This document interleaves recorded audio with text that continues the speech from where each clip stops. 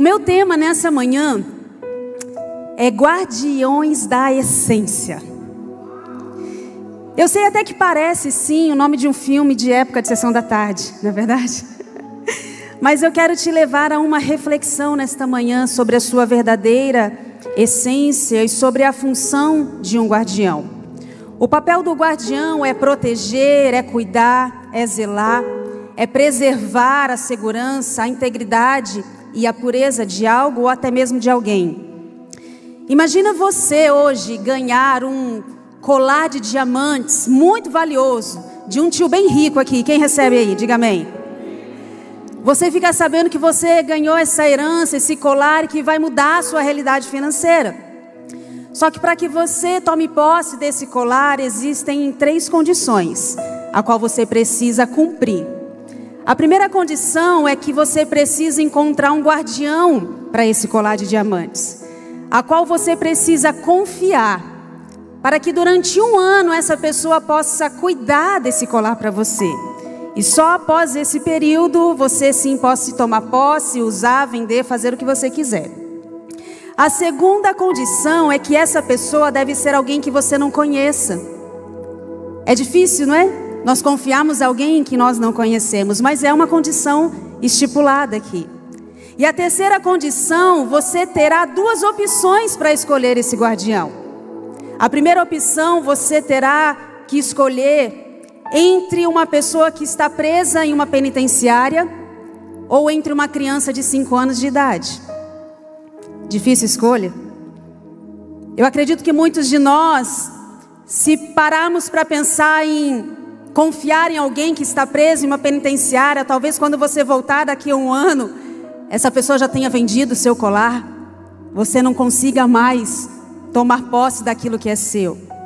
Talvez se você confiar para uma criança de 5 anos, daqui a 1 ano provavelmente esse colar já não esteja tão inteiro.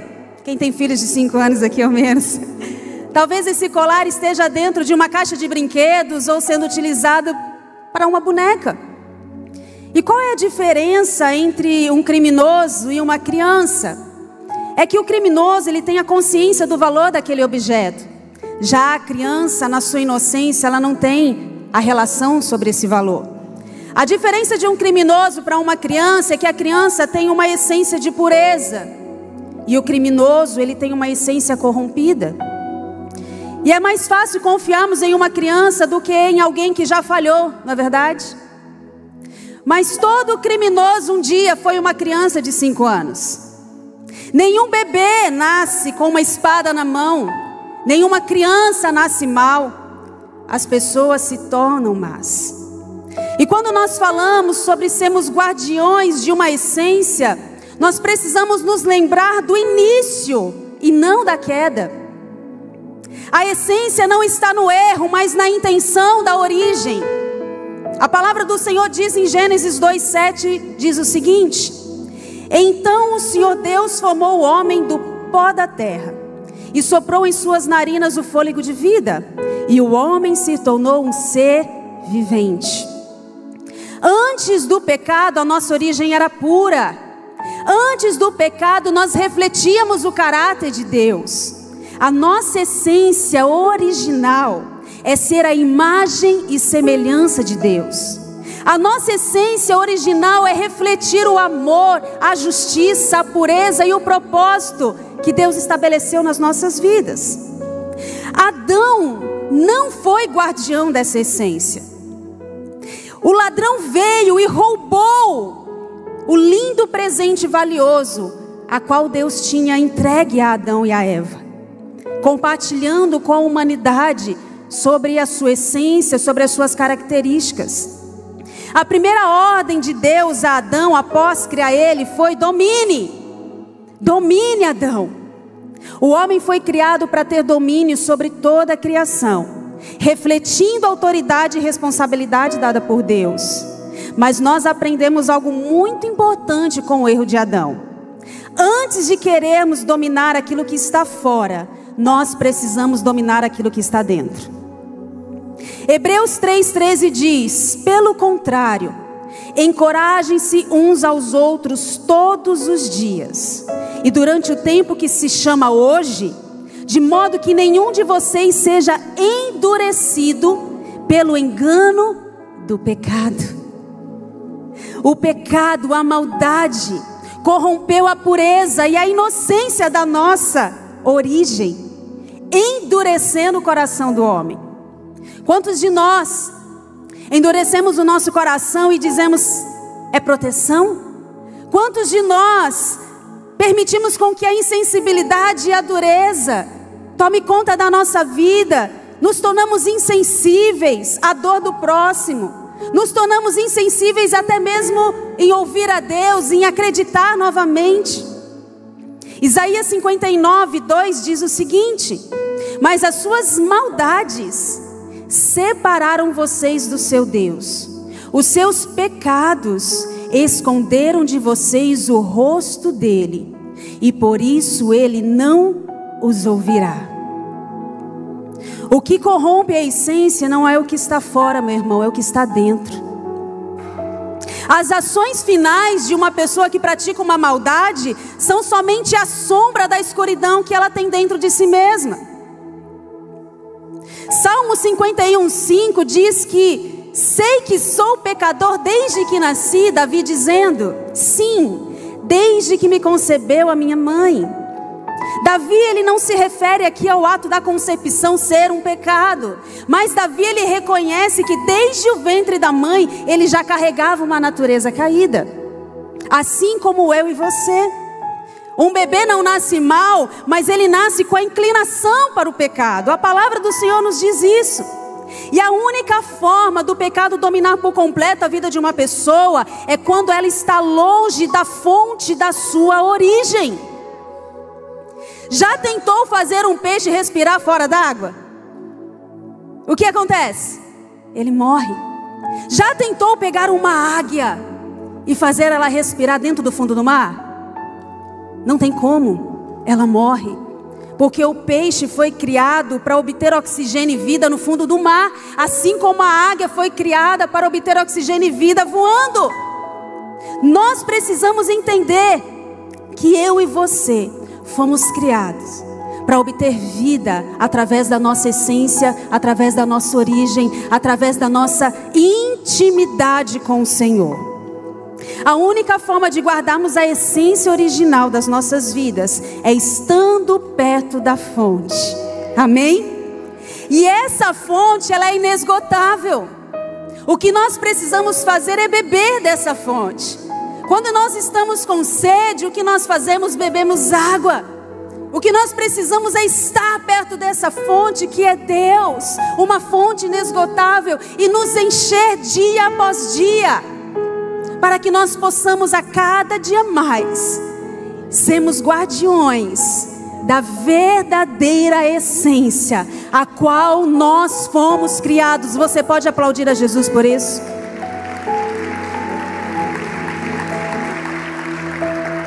Deus, ele tem uma essência e Deus tem as suas características. Algumas características Deus compartilhou com o homem e outras não. Alguns atributos, compartilhados ou atributos comunicáveis que nós podemos dizer que Deus compartilhou com o homem foi o seu amor, a sua bondade, a sua verdade, a sua santidade, a sua justiça, misericórdia, paciência.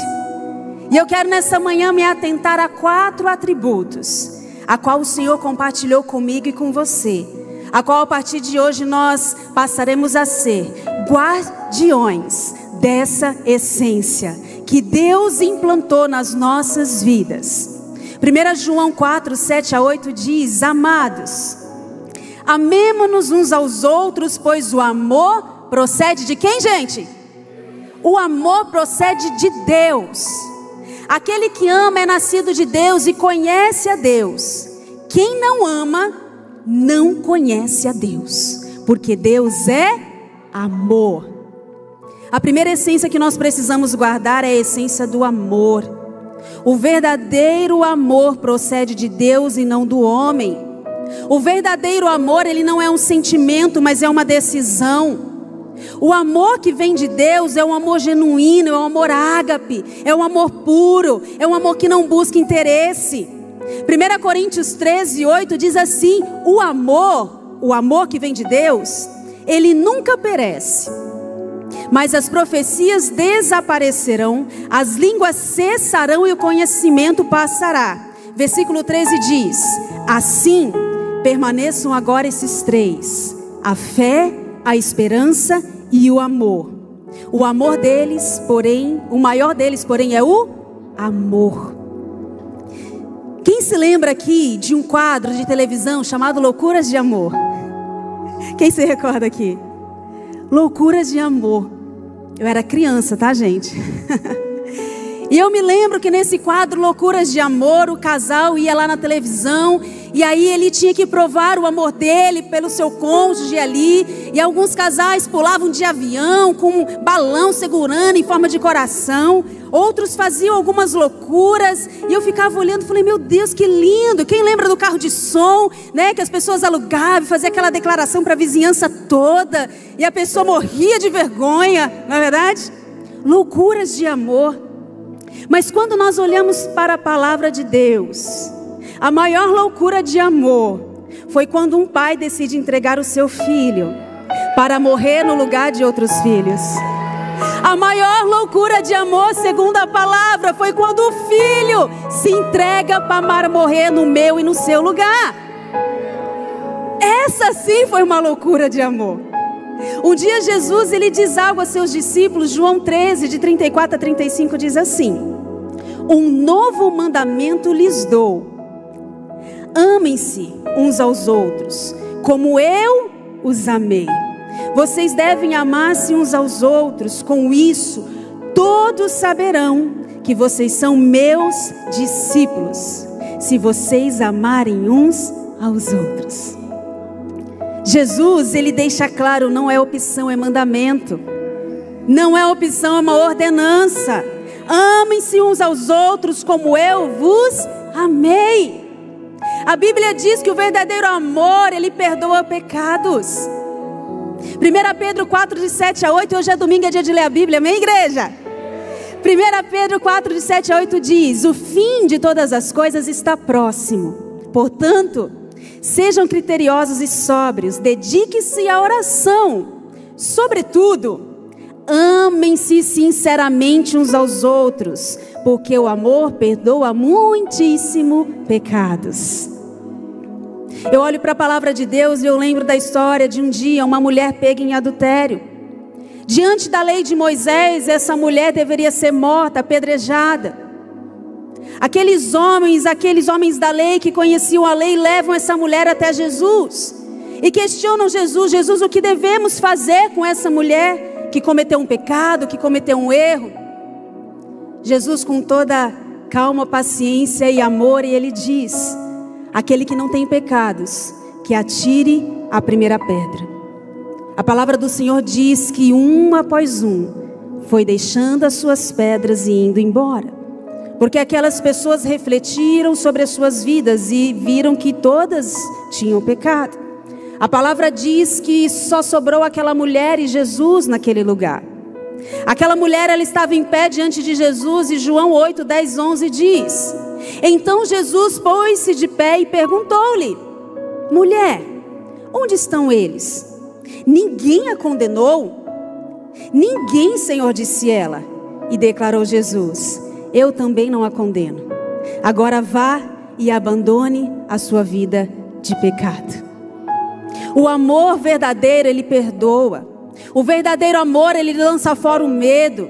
O verdadeiro amor não julga o erro, mas ama o pecador. O verdadeiro amor se doa. Nós precisamos resgatar essa essência do verdadeiro amor de Deus. Olhe para a pessoa ao seu lado e diga a ela: eu amo você, meu irmão. Vamos ser guardiões dessa essência do verdadeiro amor, que não procede do homem, mas que procede de Deus. Um segundo atributo da essência de Deus é a sua bondade. Bondade tem a ver sobre o que você faz para as pessoas. O resultado da unção de Jesus foi que ele praticou fazer o bem. Atos 10, 38 diz assim: como Deus ungiu a Jesus de Nazaré com Espírito Santo e poder, E como ele andou por toda parte fazendo bem, curando todos os oprimidos pelo diabo, porque Deus estava com ele. Todos nós temos uma essência de bondade dentro de nós. Cada um de nós tem uma essência de bondade. E tem algo que eu aprendi nesses quase 16 anos de pastoreio. Não parece, amém? Tenho 20 e alguns. Mas eu já pastorei há 16 anos, começamos cedo, eu e Jason, casamos e já começamos a pastorear. E teve algo que eu aprendi, não foi no início, mas foi durante a caminhada, que eu não permito com que a maldade do mundo roube a minha essência de bondade. Eu tenho uma essência dentro de mim e eu não posso permitir com que a maldade das pessoas, a maldade desse mundo, roube a essência que Deus colocou na minha vida. As pessoas só dão aquilo que elas têm, igreja. Tem pessoas que têm tanta maldade dentro de si, e quando se aproximam de nós, elas querem jogar todo o lixo que elas têm carregado sobre nós, mas não é sobre nós, é sobre ela. Se eu tenho amor, se eu tenho bondade, se eu tenho alegria, é isso que eu vou continuar entregando. Por isso nós precisamos ser guardiões, e eu aprendi a ser uma guardiã da bondade do meu coração, da bondade da minha vida. E eu te encorajo nesta manhã a não se corromper pela ingratidão de pessoas que talvez um dia você ajudou e nem um muito obrigado voltou para dizer para você. Eu te encorajo a acreditar de novo em pessoas. Eu te encorajo a amar de novo pessoas. Eu te encorajo a andar de novo a segunda milha, porque tudo tem a ver com pessoas. Pode aplaudir a Jesus, se é para ele pode ser mais forte. Tudo tem a ver com pessoas. Jesus morreu por pessoas. As pessoas de hoje não têm culpa das decepções das pessoas de ontem. O seu relacionamento hoje conjugal, a sua esposa, o seu marido não tem culpa do seu relacionamento anterior. E muitas vezes nós estamos trazendo rancor, trazemos decepções para o atual e não vivemos a plenitude daquilo que Deus tem para as nossas vidas. Continue sendo bom, continue ajudando. E sabe o que eu aprendi também? Eu faço tudo como se fosse para Deus. Faça tudo como se fosse para Deus. Gênesis 45, 4, 5 diz assim: cheguem mais perto, disse José a seus irmãos. Quando eles se aproximaram, disse-lhes: eu sou José, seu irmão, aquele que vocês venderam ao Egito. Agora não se aflijam, nem se reprimem por terem me vendido para cá, pois foi para salvar vidas que Deus me enviou adiante de vocês. Nós conhecemos a história de José. José foi vendido como escravo por seus irmãos, aqueles que deveriam ser guardiões de José, porque José era o filho mais jovem. Aqueles irmãos mais velhos deveriam ter sido os guardiões, os protetores. Simplesmente venderam José. José se tornou escravo, José foi para o Egito, José sofreu, José foi preso, José foi caluniado. Mas Deus honrou a vida desse jovem. Tudo o que aconteceu com José tinha um propósito. E acontece de um dia, a palavra diz que há muita fome. E esses irmãos vão até o Egito em busca de comida. E bem José, o filho, que até então Jacó achava que estava morto, se torna o governador do Egito. Quando aqueles irmãos chegam diante do governador para pedir comida, José os reconhece. E José tinha todo o direito de dizer: agora vocês vão me pagar. Agora chegou a minha hora de me vingar. Mas a palavra do Senhor diz que José, ele entendia que tudo que ele tinha passado foi um propósito de Deus. E ele só chegou à frente dos seus irmãos. José, ele entendeu, mesmo depois de anos, ao reencontrar com seus irmãos, ele tinha todo o direito de descontar todo o mal que ele havia sofrido. Mas José escolhe ir pela rota da essência e não pela rota da dor. Muita gente tem caminhado na rota da dor e se esquecido da essência a qual Deus te criou. A dor não é quem você é, a dor não é a sua história. Talvez essa dor, talvez algo que você vivenciou na sua vida, Deus te projetou para algo maior. E é difícil a gente dizer isso no momento da dor. É difícil a gente dizer isso no momento que a gente está passando. É fácil quando a gente sai desse lugar e entende depois o filme completo. Mas sabe quando você está assistindo aquele filme e parece que no meio do filme tudo vai dar errado? Tem gente que não tem paciência, tem gente que passa o filme para frente para saber se a mocinha vai ficar com o mocinho, né? Se a pessoa realmente foi o assassino ou não. Tem gente que não tem paciência. Meu irmão, em nome de Jesus, olhe para a pessoa ao seu lado e fala para ela assim: tenha paciência. Tenha paciência. Há momentos das nossas vidas em que até temos o direito de não sermos bons e olharmos pela ótica da reciprocidade. Eu vou entregar aquilo que eu recebi. Essa é a ótica do mundo. Mas quando nós olhamos pela ótica de Deus, e eu só serei bom para aquele que pode me dar algo, essa é a ótica do mundo. Mas quando eu olho para a ótica de Deus, eu vou ser bom porque Deus é bom comigo. Eu vou continuar sendo bom, não porque a pessoa é isso, aquilo, mas porque Deus é bom comigo. Deus tem sido bom comigo. Nós precisamos resgatar essa essência de bondade, a qual Deus compartilhou, é um atributo que Deus compartilhou comigo e com você. Imagina você pendurado em um penhasco e quase caindo desse penhasco. Abaixo tem um grande abismo e você está quase caindo, olhando para cima, tentando subir aquele penhasco. E quando você olha para cima, as mãos estendidas estão ali, de todas as pessoas que um dia você ajudou na sua vida. E aí minha pergunta para você é essa: será que você seria tirado desse penhasco? Ou não teria nenhuma mão ali para te socorrer? Tudo que nós plantamos, nós colhemos. Seja um guardião da essência da bondade. Terceiro, seja um guardião da verdade. Efésios 4:25 diz: portanto, cada um de vocês deve abandonar a mentira e falar a verdade ao seu próximo, pois todos somos membros de um mesmo corpo. Como discípulos de Jesus, nós somos chamados a viver em verdade, sendo honestos, transparentes uns com os outros.